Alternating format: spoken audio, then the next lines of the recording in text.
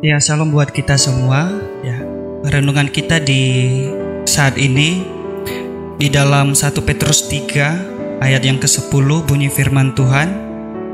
Siapa yang mau mencintai hidup dan mau melihat hari-harinya baik, ia harus menjaga lidahnya terhadap yang jahat dan bibirnya terhadap ucapan-ucapan yang menipu.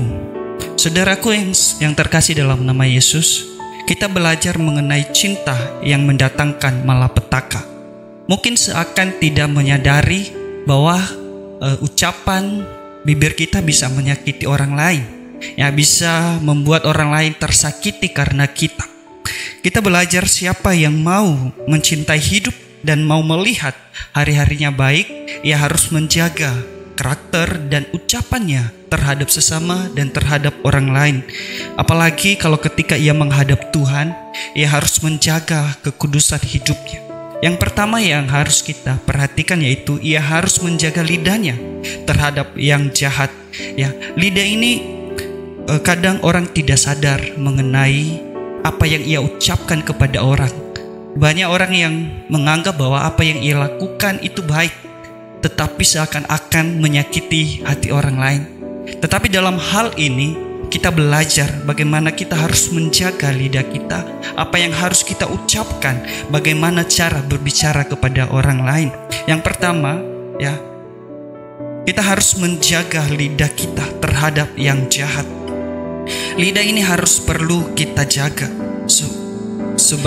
sebab jika kita tidak menjaga lidah, ya, ada dua kemungkinan. Antara orang lain senang atau orang lain tersakiti karena ucapan kita. Jadi lidah yang mau diberkati oleh Tuhan, melihat hidupnya hari-harinya baik, ia harus berkata-kata, ia harus mengucapkan sesuai dengan firman Tuhan.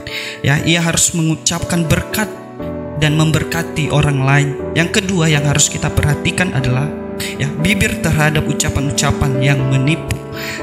Kadang juga, ya, seakan-akan kita mengucapkan kata-kata yang mungkin menyenangkan hati kita, tetapi di balik itu sebenarnya mungkin ada orang yang merasa tersakiti karena perkataan kita mungkin merasa memuaskan kita. Tetapi ingat, ya, bukan hanya kita yang ada di situ, tetapi ada orang lain juga di situ. Jadi kita harus paham, ya, apa yang harus kita keluarkan, apa yang harus kita bicarakan kepada orang lain. Alkitab mengajarkan kita mengenai lidah, bibir, dan ucapan, ya, agar kita mengerti apa yang kita ucapkan itu harus menjadi berkat bagi orang lain. Tadi saya katakan ketika kita salah mengucapkan sesuatu ada dua kemungkinan, antara menyakiti orang lain atau membuat dia bahagia. Jadi kita harus hati-hati, ya, untuk mengambil keputusan untuk berbicara kepada orang lain, karena di balik itu, ya, ada, ya, hati yang kita sakiti ketika kita salah berbicara.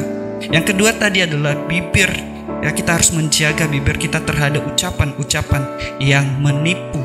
Mungkin saat ini, ya, ada banyak orang yang mengatasnamakan berkata-kata yang baik, berkata-kata yang manis, tetapi sebenarnya di balik itu ada mau dan maksudnya mungkin untuk menjatuhkan orang lain.